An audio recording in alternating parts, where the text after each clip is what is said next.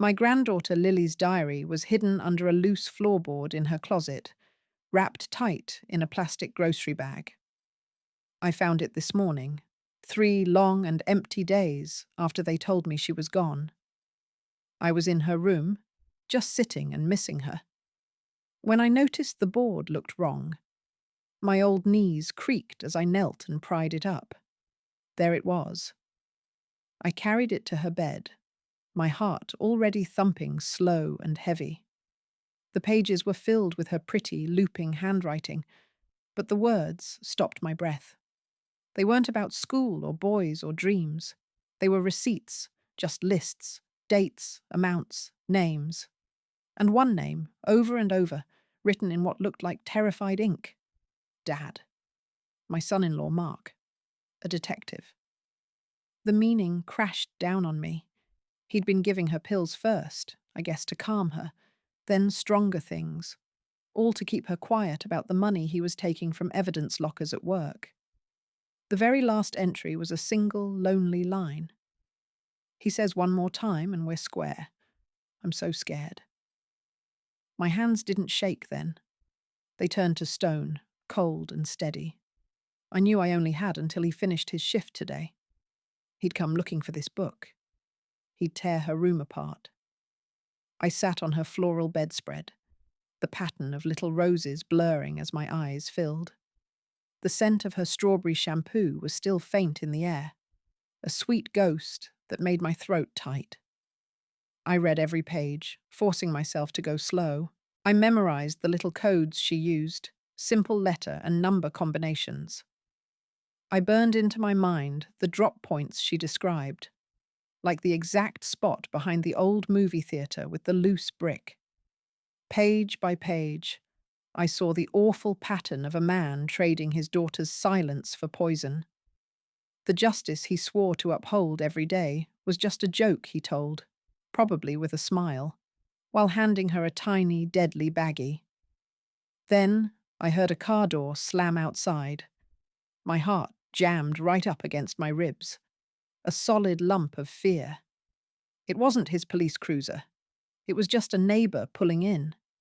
But the clock on her nightstand became a hammer in my ears, ticking down each minute until he'd walk through my front door, all fake concern and polite cop condolences. I needed to copy this.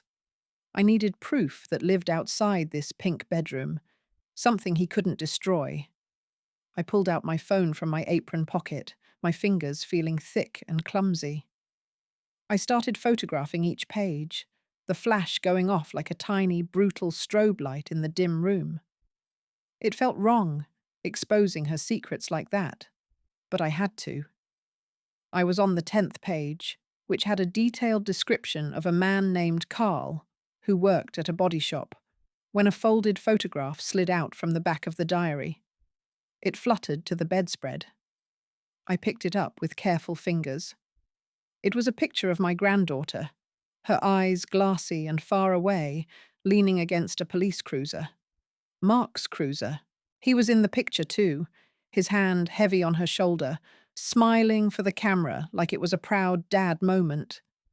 The sight of it stole the air from my lungs.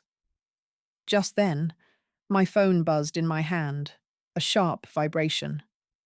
A text lit up the screen, bright and accusing. It was from Mark. It read, "Heading over soon, Ma. We need to talk about clearing out Lily's things." The copy shop was about a mile from my house, a real fluorescent-lit cave that felt both bright and gloomy. I walked right up and handed the USB drive to a pimpled kid behind the counter. "I need 2 copies of everything on there, please. Double-sided and put a binding on each one." My voice came out flat, the kind I use for ordering groceries so it wouldn't shake. He didn't even look at me, just took the drive. I paid in cash from the old cookie jar I keep for pizza money, counting out the bills slowly.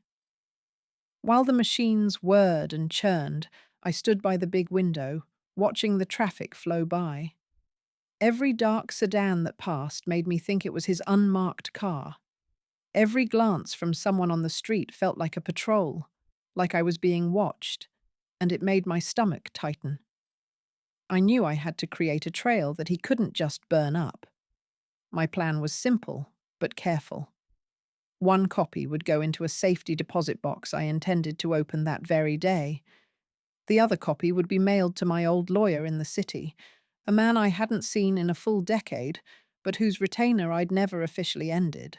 The originals, well, they would stay with me, hidden somewhere he'd never think to look in our home. A cold clarity had settled deep in my gut, freezing out all that grief. I realized I wasn't mourning my husband anymore. I was quietly assembling a case, gathering my pieces like evidence. The kid finally handed me two neat, black-bound volumes. They looked so innocuous, just like community college theses or something harmless. I tucked them into my canvas tote bag right next to my knitting project, making sure they were snug. As I pushed the heavy glass door open to leave, a patrol car rolled slowly past the shop. It didn't stop. It didn't need to stop to send a message. The weight of his entire world, the uniform, the badge, the whole network of men who would always see a grieving grandmother before they saw any threat. It all pressed down on my shoulders, making me feel small. I took a deep breath and walked to my car, trying to look ordinary. I drove straight to the bank first, that booklet feeling so heavy in my purse. The process there was smooth and quicker than I expected. The nice woman at the desk helped me, and soon enough, the safety deposit box was mine. I slid one copy inside and closed the little metal door with a definitive metallic clunk. It sounded final, like locking away a secret, and I felt a tiny bit of relief. Walking back to my car, I decided to cut past the alley behind the post office. That's when I spotted him. A man was leaning against a dumpster, smoking a cigarette. He wore a mechanic's shirt, all stained with grease.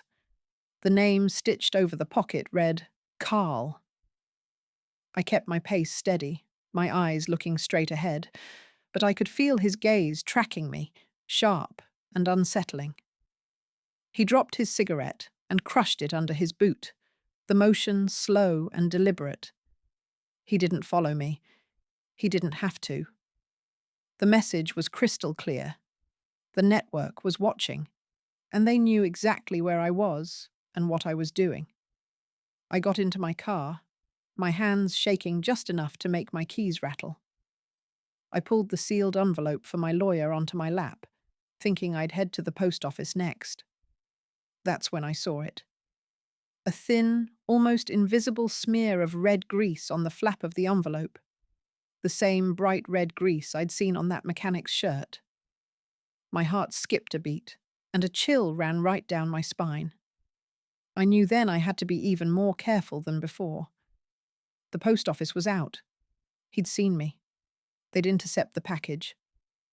I drove home, the envelope burning a hole on the passenger seat. I needed a new plan, a new weapon. Mark's talk was now a looming interrogation. I had to strike first, but not at him, at his system. I pulled into my driveway, the familiar sight of my geranium pots doing nothing to calm me. Inside, I went straight to the hall closet, to the old shoebox where I kept important papers. Behind the warranty for the refrigerator, I found it. A key to Mark and Lily's house. My daughter had given it to me years ago for emergencies. Tonight, while he was here pretending to console me, I would be there. His home computer, his files, his safe. He would have records. Cops are meticulous about covering their tracks, which means they create trails. I just had to find the right one.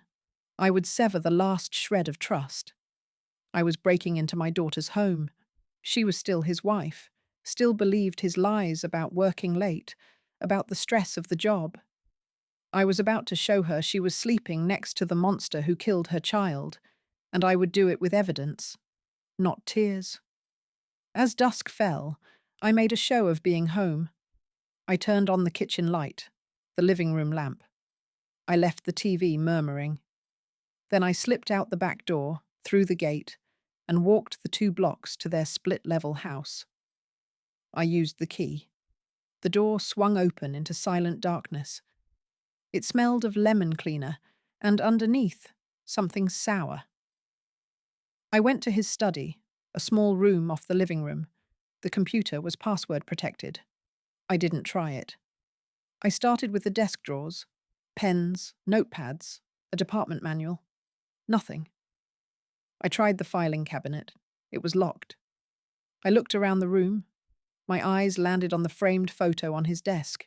Mark, my daughter Sarah, and Lily at the beach. Happy. I picked it up. The backing was cheap cardboard. I pried the little metal tabs open. Behind the photo, folded small, was a slip of paper. Not a password. A safe combination. I turned to the bookshelf. Behind a set of legal thrillers, a small wall safe was embedded. My fingers were steady as I spun the dial. The lock clicked. I opened the door. Inside were bundles of cash, a passport, and a single unlabeled external hard drive. I took the drive. I was sliding it into my pocket when the motion sensor floodlight in the backyard suddenly blazed to life, washing the room in stark white. A shadow moved past the window. I froze right there, pressed hard against the wall beside the bookshelf. My heart was pounding something fierce. The shadow out in the yard paused, just a dark shape against the window blinds. It's just the neighbour's cat, I told myself firmly. It had to be. That darn cat is always roaming around. But the backyard light stayed on, casting an accusing glare into the room. I counted slowly to 60, my breath coming in shallow little puffs. Finally, the shadow moved on, and I let out a long, shuddering breath. I had it. The hard drive. That was my target. With careful hands, I closed the safe, spun the dial until it clicked, and carefully replaced the heavy photo frame over it. Stepping back, the room looked untouched, just as I found it. I crept back through the silent house, and every tiny creak of the old floorboard sounded like a thunderclap in my ears. I slipped out, locked the door behind me, and melted into the deep shadows between the houses. Back in my own kitchen, the familiar checkered curtains felt like a flimsy disguise. I was home, but nothing felt safe anymore. I plugged the hard drive into my ancient laptop, and it whirred to life. A tiny disk holding so many secrets. Folders popped up on the screen. One was labeled Evidence Logs, another Personal. My fingers trembled a bit as I clicked open the personal folder. Inside were spreadsheets, row after row of meticulous records. They listed deposits and withdrawals, with dates going back 5 whole years. There were code names for suppliers, and one column was simply labelled L. The amounts next to L started small, then grew over time. The very last entry for L was dated the week my Lily died. The notation beside it read, Final settlement. Clean. I felt the room tilt around me. He had logged it. That man had itemized her life, her silence, right there in a ledger next to what looked like his grocery lists and other mundane things. It made my stomach turn. Next, I opened the evidence logs. They were scans of official police forms, but the quantities of seized drugs and cash had been altered, handwritten changes. The differences were funneled to accounts I could now trace through the files. This was it. This was the map of his corruption, laid out plain as day. But it was all digital, just files on a screen. He could deny it. He could say I planted it. I needed something physical, something that tied him directly to the drugs they found in Lily's hand. Then I remembered the name from her diary. Carl, the body shop. A new intention formed in my mind, cold and sharp as a knife. I would go to the source. I would get a sample, or maybe a recording. anything that linked Mark to the actual product. To do it meant stepping out of the shadows and right into the warehouse where my granddaughter had been sent to pay her father's awful debts. It scared me, but I had to. As I was sitting there, planning the route in my head, my old landline rang. The shrill sound cut through the quiet night, making me jump. Only telemarketers and my daughter Sarah called that number so late. I picked it up, my hand shaky. Hello? There was silence for a beat, just empty air. Then, a voice came through, raspy and low, definitely not my daughter's. The book is heavy, the shop is closed. Stop digging or you'll bury yourself with her. Just like that, the line went dead, leaving me holding the phone in the silent kitchen. The threat was a gift. It meant I was close. They knew I had the diary, but they didn't know about the hard drive. They were warning me off the physical trail, which meant the body shop was the nerve center. I looked at the clock. It was past midnight. Mark hadn't come for his talk. He was letting his associates handle the scare first. That gave me a window, a small, dangerous one. I drove across town to the industrial park near the highway.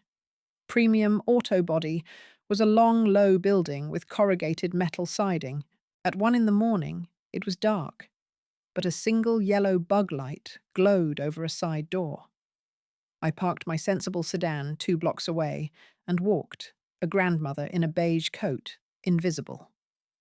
My purse held my phone, set to record, and a small sealed plastic bag. If I could get inside, find a trace of the pills, the powder, anything I could physically hold, I could create an unbreakable chain. The side door was locked. I walked around back. A loading dock door was shut tight, but a regular door next to it had a pane of glass. I picked up a loose chunk of asphalt from the lot. The sound of breaking glass was a shocking crash in the stillness. I waited, heart pounding, for an alarm, for lights. Nothing. This place wasn't wired. It was protected by fear, not electronics. I reached in, unlocked the door, and stepped into the smell of oil, metal, and something chemical and sweet. I used the flashlight on my phone, keeping it low. The garage bay held cars in various states of repair. I moved to the office, a glass-walled room, desks, invoices, a coffee pot. I started opening drawers. In the bottom drawer of the metal desk, I found it. Not drugs. A ledger book. Paper. I flipped it open. It was a service log, but the descriptions were wrong. Full detail was listed for a car that was clearly totaled. The prices were too high. And there, in the margin of last month's page, an initial, M, delivery for L final. Next to it, a scrawled checkmark. I took photos of the page, my hands steady. Then I saw the security camera in the corner of the office, its red LED dark. It was a dummy, but the one mounted high in the garage bay, pointed at the safe in the far wall. That one had a tiny, steady green light. It was live, and it had just watched me break in. I shoved the ledger back in the drawer. As I turned to leave, my phone's light swept over the workbench. There, next to a can of Bondo, was a small clear bag with a few blue pills inside, the exact ones Lily had described. I grabbed it, the plastic cool against my palm. A voice came from the open doorway to the garage, calm and familiar. I figured you'd come here eventually, Ma. You always were too smart for your own good. Mark stepped into the office light, his service pistol holstered, his face a mask of weary disappointment. He wasn't in uniform. He was wearing jeans and a dark jacket. He was off duty. He blocked the doorway, filling it with his frame. The pill bag was a hard lump in my clenched fist, hidden in my coat pocket. I didn't speak. I just looked at him, this man I'd known for 20 years, and saw the calculation in his eyes. He was weighing options. You shouldn't be here. he said, his voice soft and paternal. This is dangerous. You could get hurt. The threat was wrapped in concern, his usual way. I needed to walk out alive with the evidence, so I couldn't trust a word he said. He had all the power, the gun, badge, and network of men who'd believe him over me instantly. He took a step closer. The fluorescent light buzzed overhead, a sickly sound. Give me what you took from my house, Ma, and whatever's in your pocket. Then we can go home. Sarah is worried sick. She thinks you're having a breakdown. He used my daughter's name like a tool to soften me and make me doubt my mind. I stepped back, my hip bumping the metal desk. You logged her final payment, I said, my voice rusty. You called it a clean settlement in your files. His face didn't change, but his eyes went flat and cold like stones. He hadn't expected me to have the hard drive. That was my one small piece of high ground. You have no idea what you're looking at, he said, but with less confidence. I think I do. I kept my hand in my pocket, fingers tight around the plastic. I think Lily understood it too. That's why she kept her own books. I saw a flicker then, not guilt, but irritation. An operational problem. I was a problem to be solved.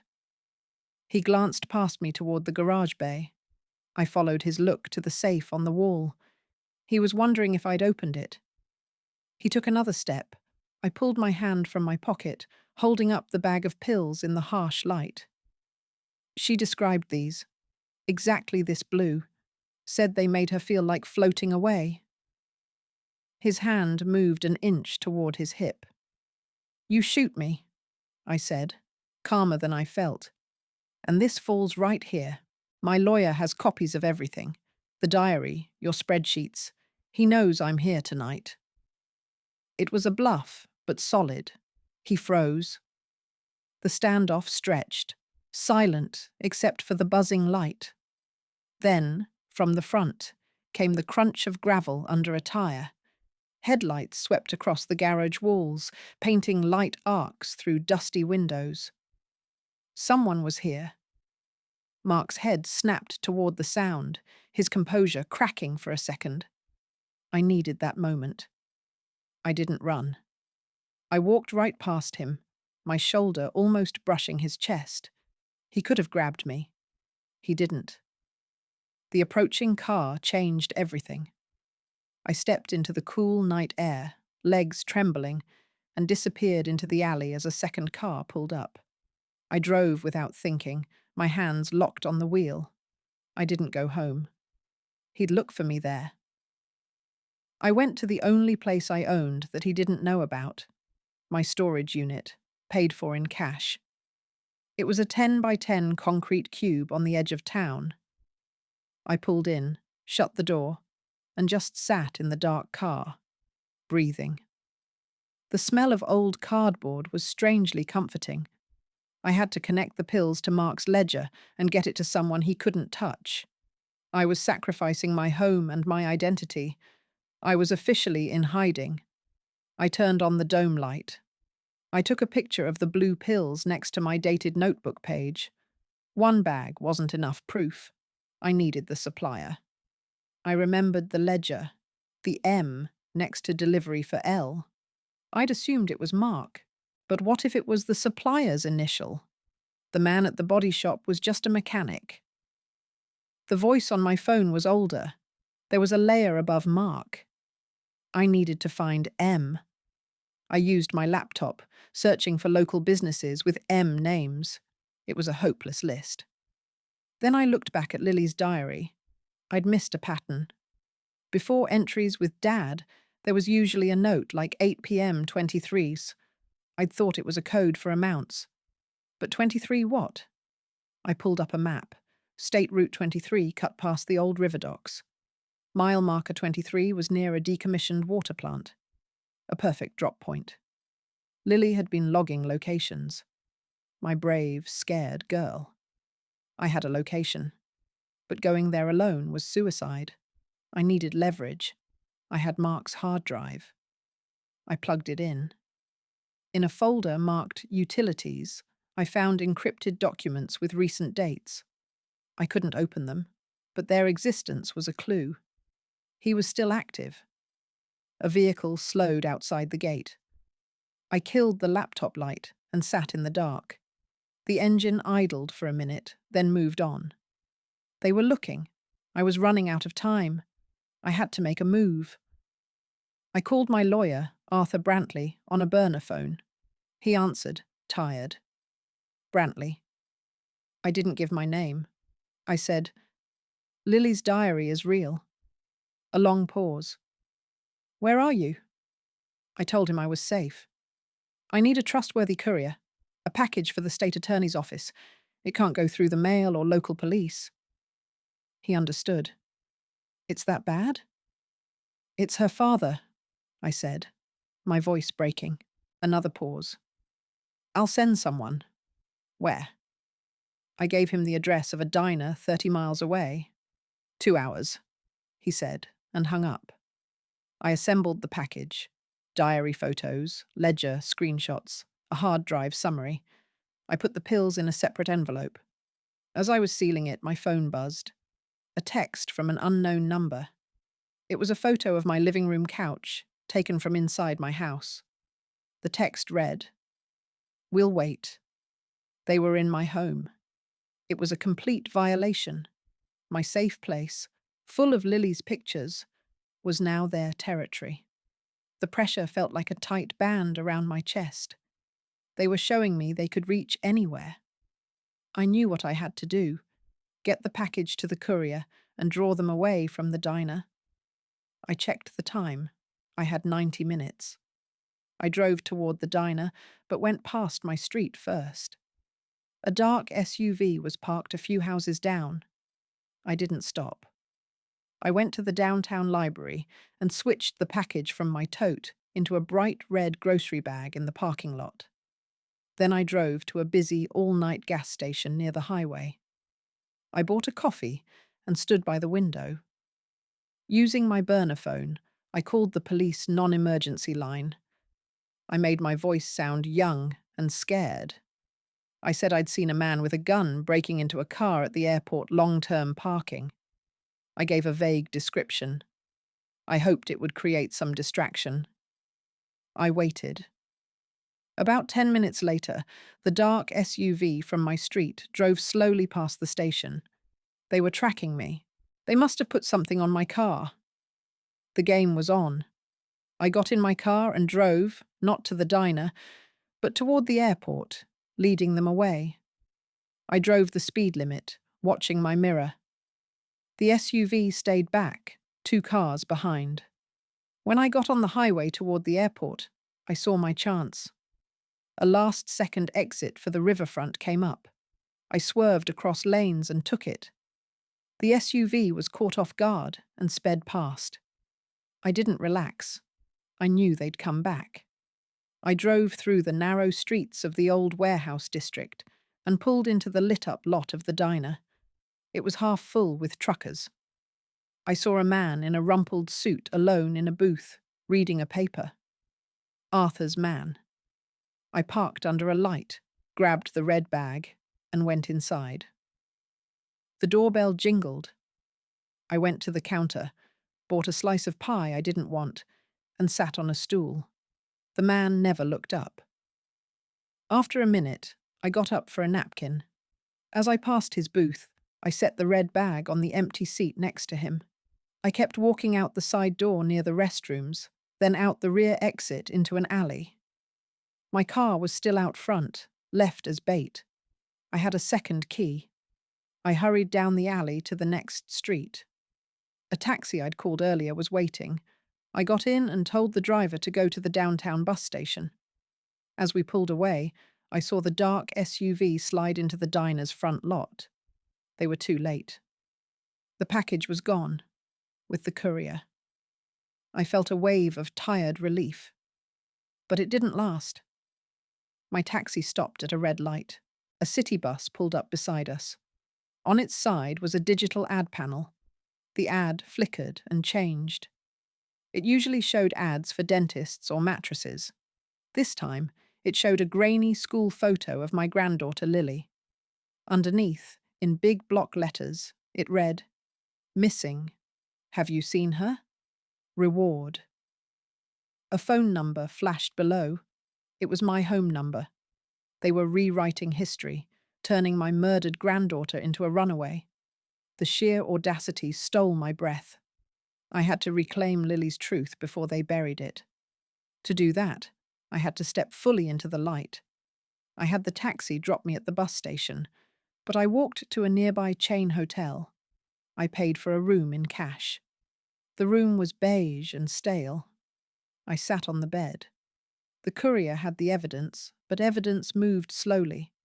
The ad was a missile aimed at public opinion. I had to counter it now. I had the burner phone. I thought about calling the news, but they'd want a face, and Mark would have me stopped. I needed a different broadcast. I thought of the neighborhood app. I created a new account and posted a clear picture of the blue pill. The title read, "These are being sold to kids here. They are deadly. My granddaughter died from one. The supplier is a detective. Initials MD." I listed the body shop's cross street. It was a grenade tossed into a quiet pond. The response was silence. Then the post was flagged and removed. Of course. He monitored these things. The system was his shield. I felt hopeless. An old woman in a hotel room, fighting a ghost. I needed to see where it ended for her. Mile marker 23, on Route 23. I called another taxi. It was reckless, but the quiet was suffocating. The taxi took me out to the old highway. I had him let me off at a closed truck stop a mile away. I walked the rest, gravel crunching under my shoes. The night was huge and cold. Past the green mile marker, a dirt track led into scrubby woods toward the water treatment plant. This was the place. I followed the track, my purse flashlight cutting a weak beam. The ground was littered with trash. Then I saw it. A small, flat stone painted pink. Lily's colour. A marker. My heart cracked. I knelt and moved the stone. Underneath, wrapped in plastic, was a cheap flip phone. She'd hidden a phone. I pressed the power button. The battery was dead. I put it in my pocket, the plastic cold against my leg. As I stood, headlights washed over me from the highway. A sleek, black sedan had pulled onto the shoulder. The driver's door opened. A man in a long coat got out, his face in shadow. He didn't call out. He just started walking toward me, his steps deliberate. I was trapped in the open, a mile from anywhere. I turned and ran into the dark woods toward the old plant. My purse snagged on a branch and I let it go, keeping only the dead flip phone. Branches hit my face. I could hear him crashing along behind me. I'm no runner. My breath came in painful gasps. The decaying plant loomed ahead, its fences torn. I scrambled through a hole in the fence, tearing my sleeve. Inside was a maze of concrete and rusty pipes. I ducked into a dark doorway that smelled of rot. I pressed against a cold wall, trying to quiet my breathing. His footsteps stopped outside.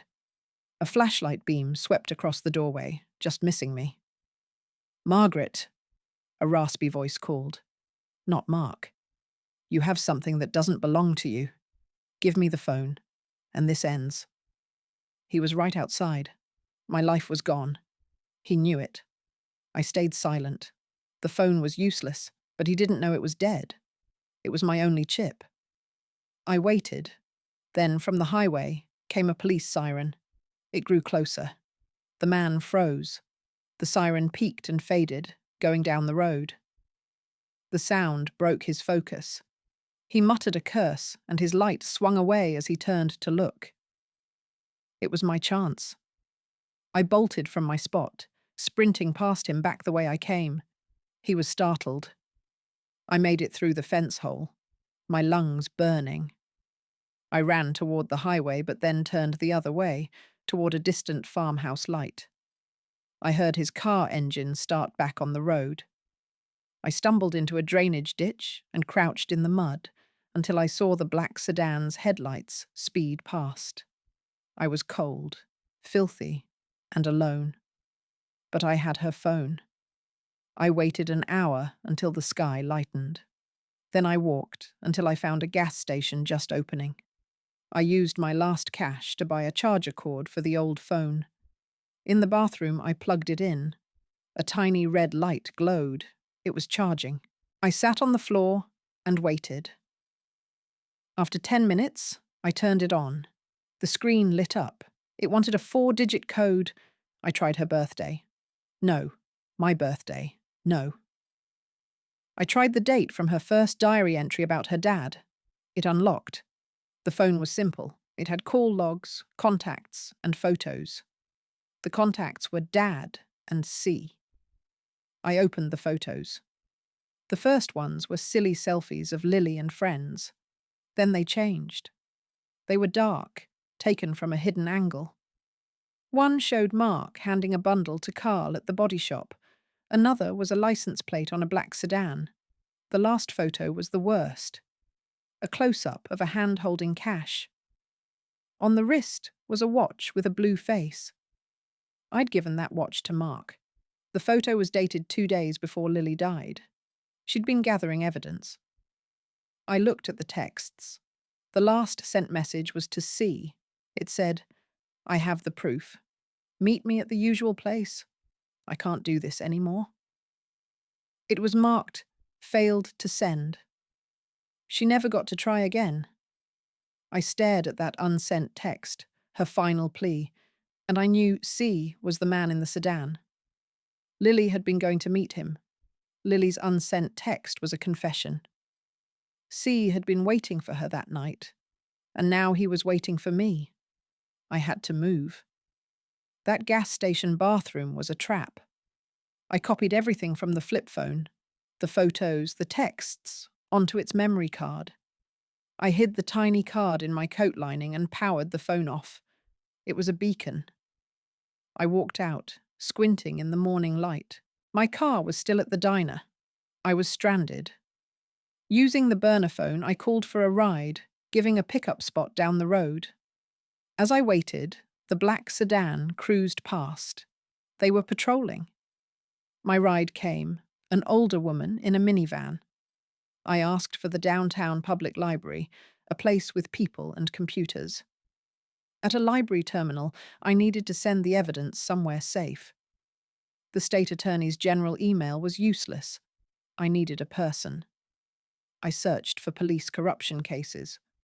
One name appeared, Assistant State Attorney Elena Vance. She had gone after a bad deputy last year. It was a start. I made a new email account. I attached the photos. Mark with Carl, the license plate, the watch. I wrote, "My granddaughter Lily died from an overdose supplied by Detective Mark Dalton. This is evidence. The supplier is C. He drives a black sedan." I included the date of Lily's last text and hit send. It felt like a whisper in a hurricane. Now I had to stay free long enough for it to matter. I was a fugitive in my own town. I went to a thrift store and bought a different coat, a hat, and some reading glasses. A simple disguise. As I paid, the burner phone buzzed. A text from an unknown number. "Library was a good try, but we have your daughter."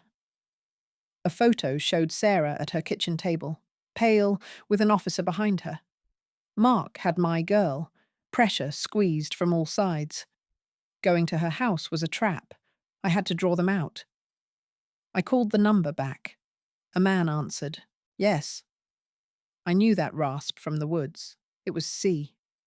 "Let my daughter go. You can have the phone," I said. "Meet me. Alone. The old river docks, where Lily took her last photos. 1 hour." He paused. "Come alone. If I see anyone, your daughter has an accident." He hung up. I wasn't giving him the phone. I was setting a stage. I took a bus toward the docks. The place was abandoned, a maze of rotten wood. I got there early and hid the flip phone under a plank by the water. I kept the memory card. Then I climbed onto a shed roof to watch. Right on time, the black sedan arrived. Two men got out, the long-coated man and Carl. No Mark, no Sarah. They had lied. My daughter was still a pawn somewhere else. The man looked around, impatient. I stood up. "The phone is here," I called. "Where's my daughter?" He gave a thin, cruel smile. "Safe? For now. Give it." I pointed to the plank. As Carl bent to get it, a new sound cut the air. Distant sirens, getting loud fast. I hadn't called them. The man's head snapped up, his smile gone. He glared at me. "You called the cops?" I was just as confused. The sirens were close. Then Mark's personal car sped into the lot and skidded to a stop. He jumped out, his face full of fury. He wasn't here to save me. He was here to silence everything. Mark's arrival changed everything. He wasn't with C. He was against him. The two men tensed up. Mark shouted at the man in the long coat. "You idiot! You led them here." He ignored me completely. I was just a problem to be dealt with later. I needed to survive the next 2 minutes. I would see the corruption that killed Lily fall apart, but it might take me down too. I stayed on the shed roof, watching my own revenge unfold. 3 patrol cars screeched into the dockyard. Officers jumped out, guns drawn. They aimed at the 2 other men, not Mark. "On the ground. Now." Mark had called them. He was turning on his partners to save himself. C and Carl were forced down and handcuffed. Mark walked over to the officer in charge, talking fast. He pointed at me. The officer looked up, his face blank. Then Mark came toward my shed. I climbed down, my joints aching. He reached me and whispered harshly, "Give me the phone, Ma. Now. I can still fix this. I'll say you were confused. You won't go to prison." His eyes were desperate, but only for himself. I had the memory card in my sock. The flip phone was evidence now. "The state attorney has the photos," I said quietly. "Elena Vance. I sent them an hour ago." His face went blank, then turned cold. "You've killed us all." He turned and yelled to the officers, "She's armed! She has a weapon!" He was making up a story. 2 officers raised their guns at me. "Drop it! Hands in the air!" I had nothing. I slowly put my hands up. "I'm unarmed," I called out, my voice steady. Mark was playing his last card. If I died here in a confrontation, the story would be a grieving grandmother mixed up with criminals. My email might be ignored. I was seconds from being shot. Then a new, clear voice cut through. "Lower your weapons, now." A woman in a sharp suit walked into the light, showing a badge. "ASA Elena Vance.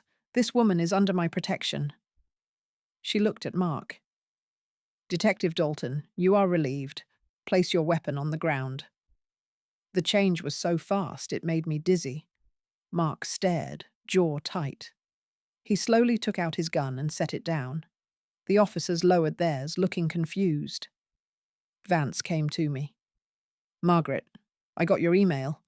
We've been building a case for months. Your granddaughter's diary was the missing piece." She glanced at Mark with pure disgust. "Take him." As they cuffed him, Mark looked at me. For a second, I saw the man I once knew, gone forever under the rot.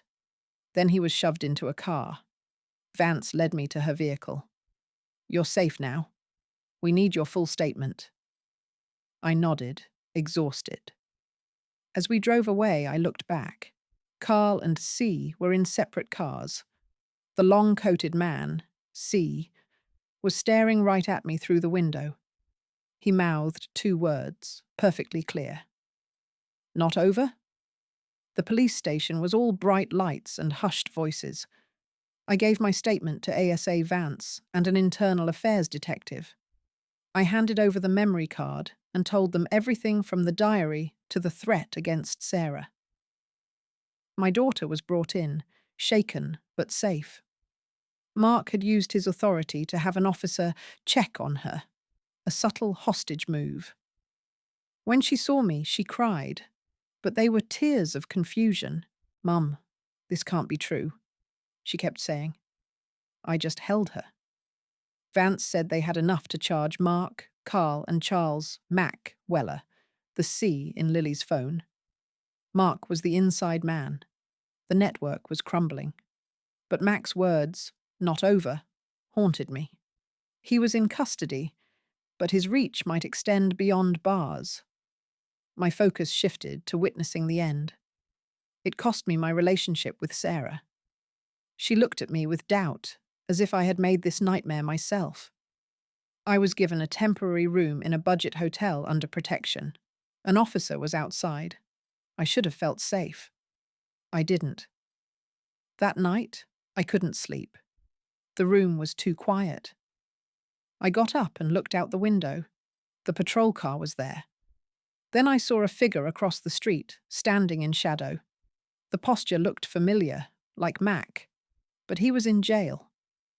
I blinked, and the figure was gone. In the morning, Vance called.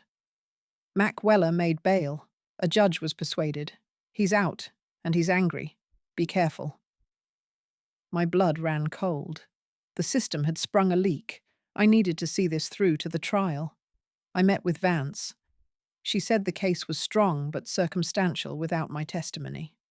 Mark was denying everything, saying I planted the evidence. My credibility as a grandmother was my best weapon and my biggest weakness. Leaving her office, I felt watched. I took a cab back. The officer was still there. My room door was slightly ajar. I pushed it open. The room was ransacked.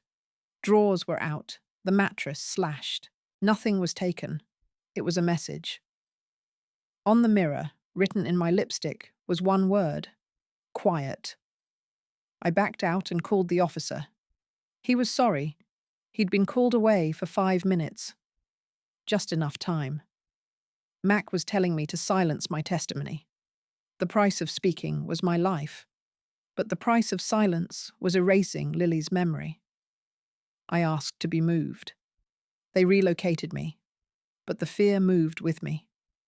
That evening, Sarah called, crying. "Mum, a man came to the house.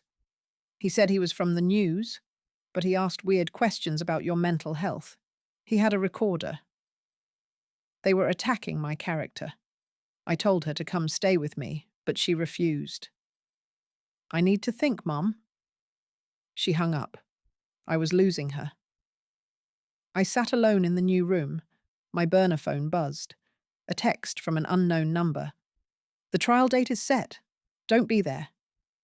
It was followed by a photo of my old house's porch, empty. Then another photo, same porch, with a fresh red X painted on the door. They knew all my places. I had nowhere to hide, and the trial was weeks away. The walls were closing in fast. The red X on my door was a declaration of war. I called Vance. She set up constant watch on my house and increased my security. They moved me to a safe house, a bland apartment. It felt like a cage. I had to make it to the trial alive. My freedom. My days were spent reviewing files with Vance, preparing my testimony. The threat was constant. Hang-up calls on the landline. Flowers delivered to the wrong apartment with a card that said, "Thinking of you." It was chilling. Sarah visited. She was cold, dressed in black. "Mark's lawyer says you have a history of instability, that you were on medication after Dad died." It was true, but it was years ago. "They'll say you made all this up from grief," she said flatly. I reached for her hand, but she pulled away. "I don't know what to believe." She left. That hurt more than any threat. A week before the trial, Vance came. "Mac Weller has vanished. We lost him. It was a punch to the gut. What does that mean? It means he's running or planning something. You're safe here. But safe was an illusion. That night, the power went out. My protection officer Davis checked in. Probably a transformer. Stay inside. I sat in the dark. Then I heard a soft scrape at my door. A scratch, like metal on wood. The door handle twisted slowly. Someone was testing it. I called Davis's cell, voicemail. The scratching stopped. Then, a faint tapping from the window. I peeked through the blinds. A shadow moved on the fire escape. My phone rang. Davis. Ma'am, we have a situation. Stay put. I'm coming up. A bang came from the hallway, then shouting and the sound of a struggle. Then silence. My door shook. Margaret, it's Davis. Open up. I unchained it. He was there, disheveled. We got him. A guy trying to pick your lock. Mac's associate. He pointed down the hall where officers held a man in dark clothes. But it wasn't over. The restrained man looked right at me and smiled. He shouted, She's lying. She's crazy.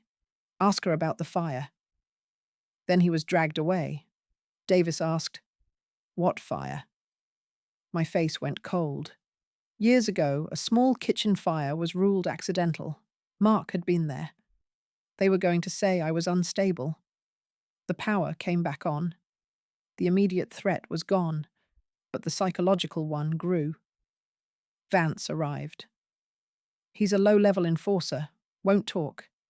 The trial is in 5 days.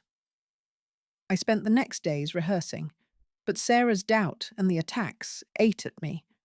The price was my sanity, my daughter, maybe my life. On the trial's eve, I got a screened package. It was a small framed photo of Lily from her graduation. I turned it over. The backing was loose. Inside, tucked behind the photo, was a single blue pill, just like the ones that killed her. No note was needed. The blue pill was the final push. They weren't just threatening me. They were ruining her memory. It steeled me. All doubt vanished. I would testify. The morning of the trial, I dressed in a simple navy dress. Vance escorted me to the courthouse. The corridors were crowded with press. I kept my head down. Inside the courtroom, it was all wood and silence. Mark was at the defense table, looking every inch the wronged detective. He didn't look at me. Sarah sat in the back row. Our eyes met. Then she looked away. The trial began. The prosecution laid out the case. Then it was my turn. I walked slowly to the stand and swore to tell the truth. The defense attorney, a sleek man, began his cross-examination. He started gently, asking about my grief. Then he shifted. Isn't it true you were hospitalized for depression? I admitted it. And you blamed Detective Dalton? No, I said firmly. He produced a document. A fire department report from years ago. You said you felt overwhelmed. Do you create crises when overwhelmed? The fire was an accident, I said. Let's talk about the diary. You found it. Could you have written it yourself? They were in Lily's handwriting, I said, my voice rising. Handwriting can be forged, he said. It was a vile insinuation. Then he brought up Mac Weller. He has a record. Isn't it possible he threatened your granddaughter, and you fixated on your son-in-law? No, I said. The evidence links them. He was painting me as a confused, vengeful old woman. I felt like I was crumbling. I glanced at Vance. She gave me a nod. The attorney asked his final question. Did you ever believe your son-in-law was capable of murder? I looked directly at Mark. He finally met my gaze. I saw no remorse. Yes, I said quietly. I believe he killed her by inches, and I have the proof. He looked pleased. Then Vance stood up. Mrs. Delaney, you mentioned proof. Is there physical evidence tying Detective Dalton to the drugs? I took a breath. Yes, the blue pills match the residue in Lily's system, and his watch, seen in a photo, was at a drop-off logged in her diary. The times align. As I stepped down, the judge called for a recess. In the hallway, Vance squeezed my arm. You did well. But then a bailiff approached. Mrs. Delaney, there's an urgent phone call for you. Vance frowned. Who is it? The bailiff shrugged. Said it's about her daughter. My heart stopped. I followed him to a small office. Vance came too. I picked up the phone. Hello? It was Sarah. She was sobbing. Mum, he's here. Mac. He's at the house.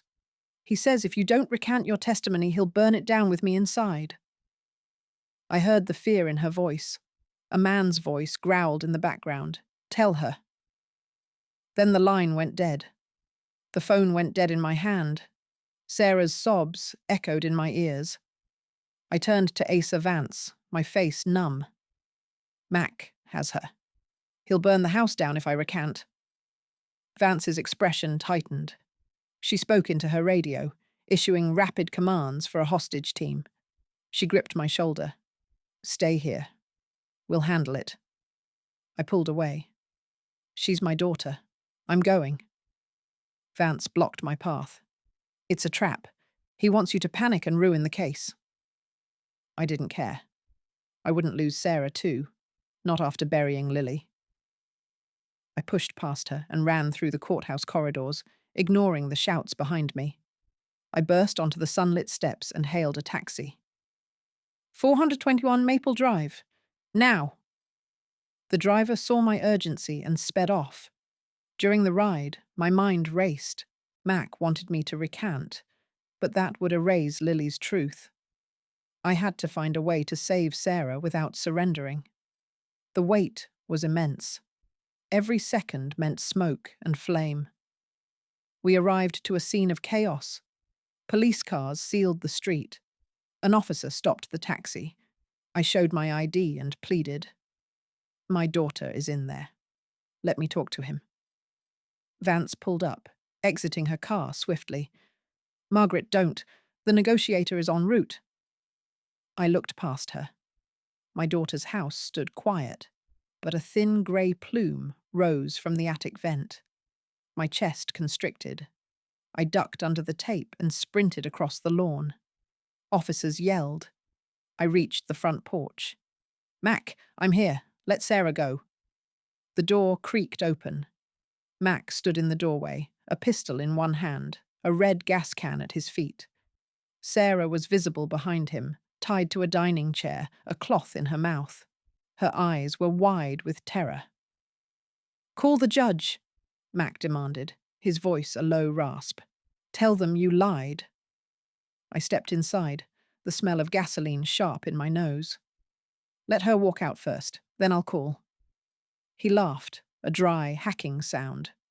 No deals. Make the call. I pulled out my burner phone, pretending to dial. As I raised it, I caught movement in the peripheral window, a sniper's barrel from the neighbour's house. Mac saw my glance and shifted. In that split second, I threw the phone at his face. It struck his forehead. He stumbled back, and I kicked the gas can away. It clattered across the hardwood. He swung the pistol toward me. A sharp crack echoed, not from his gun. Mac jerked, a bloom of red on his shoulder. He collapsed, howling. Police surged in, swarming him. I rushed to Sarah, pulling the cloth from her mouth, fumbling with the ropes. She sobbed into my neck. Mum, I'm sorry, I'm so sorry. I held her tight. As paramedics loaded Mac onto a stretcher, he turned his head toward me. Through gritted teeth, he spat. He'll finish it. You're dead. Then he was gone. Vance guided us outside. Sarah was taken to an ambulance. I stood on the lawn, shaking. From across the street, Mark's defense lawyer observed calmly, making notes on a legal pad. The trial was still alive, and now so was a more dangerous threat. Sarah was treated for minor burns and shock. I stayed at the hospital, but my mind was elsewhere. Vance told me Mac would live and face charges, but Mark's lawyer was already calling Mac a rogue and my testimony a hysterical lie. The attack on my credibility was growing. I needed solid proof linking Mac to Mark. I needed a confession while Mac was weak, facing him again. Vance set up a guarded hospital interview. Mac was handcuffed to the bed, pale and bandaged. He glared. "Come to finish the job?" I sat down. "I want the truth about Mark." He snorted. "What's in it for me?" I said, "Mark is blaming you. His lawyer says you acted alone. You'll take the fall for everything, even Lily." I showed him a news clip on my phone where the lawyer dismissed him. Mac's eyes filled with rage. "That lying cop." He started talking, his voice low. He explained the operation. Mark provided safe distribution routes, falsified evidence, and took 60%. Lily found a ledger Mac kept for insurance. When she threatened to expose it, Mark ordered a scare tactic, a laced dose meant to make her sick. "It went wrong," Mac muttered, looking away. "I recorded everything with Vance's device." Then he said, "The ledger isn't digital. Mark has it in his gym locker at the central precinct. The combo is Lily's birthday reversed." This was the physical proof. Vance could get a warrant, but it would take time. Mark might destroy it first. I decided to get it myself. That evening, I used an old janitorial pass from my volunteer days. I dressed plainly and carried a toolbox. The night shift was thin. I went in the back delivery entrance, my heart racing. The locker room was quiet and smelled of sweat and bleach. I found Mark's locker. My hands shook as I dialed Lily's birthday backwards.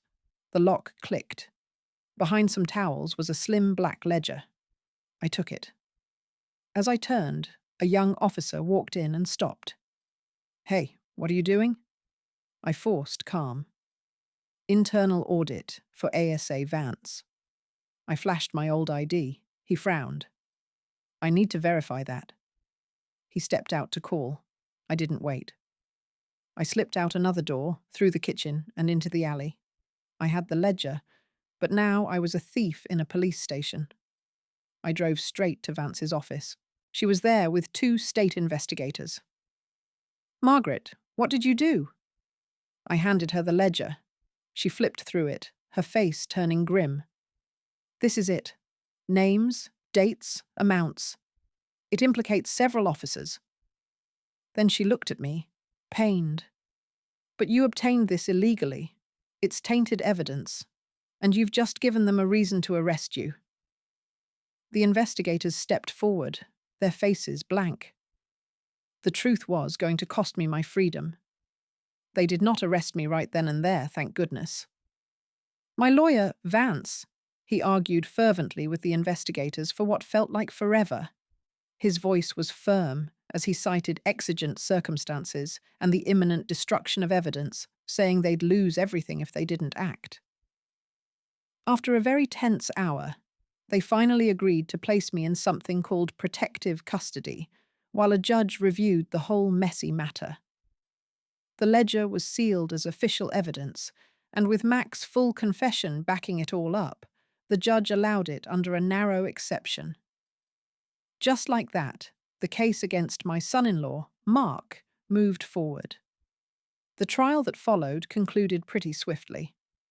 Mark was convicted on all counts: corruption, distribution resulting in death, and obstruction of justice. Mac, for his part, pleaded guilty to lesser charges, and his testimony is what really sealed Mark's fate. At the sentencing, Mark received a prison term so long he would likely die behind bars. He showed no emotion at all, never once looking at me or his own daughter, Sarah. The legal system, as flawed as it sometimes is, had finally delivered a real measure of justice for my Lily. After it was all over, Sarah and I stood together on the wide courthouse steps. The air was cool and fresh, the sky a pale, clean blue. She took my hand. Her grip was so firm and strong. "I should have believed you sooner, Grandma," she said, her voice thick with tears she was holding back. I just squeezed her hand right back. "You believed when it mattered most, honey. That's what counts." We held each other in a long embrace right there, and for the very first time since Lily's death, I felt a fragile little seed of peace begin to sprout inside me. We ended up selling the big old family home. The memories in those walls had become too layered with pain and sorrow. Sarah and I used the money to move to a sweet, small cottage by a lake, a place Lily had always loved visiting as a little child. We didn't speak too much about the past. Instead, we kept busy. We gardened, we canned vegetables from our little plot, and we took long, quiet walks by the water. The silence between us was no longer an empty, lonely thing. It was slowly, day by day, filling up with a new and gentle understanding. Months later, on a crisp autumn morning with leaves all gold and red, I visited Lily's grave. I brought her diary with me, the original one. I sat right down on the damp grass and read aloud some of her early entries, the happy ones about school plays and her very first crush. Then, using a small trowel I'd brought, I dug a little hole and buried the diary deep in the earth beside her headstone. It was her story, her private thoughts, and it just felt right that it should stay with her forever. I did keep one single item, that smooth pink stone she had used to mark the spot of the hidden phone. I washed it and placed it on my kitchen windowsill, where it catches the morning light and sparkles.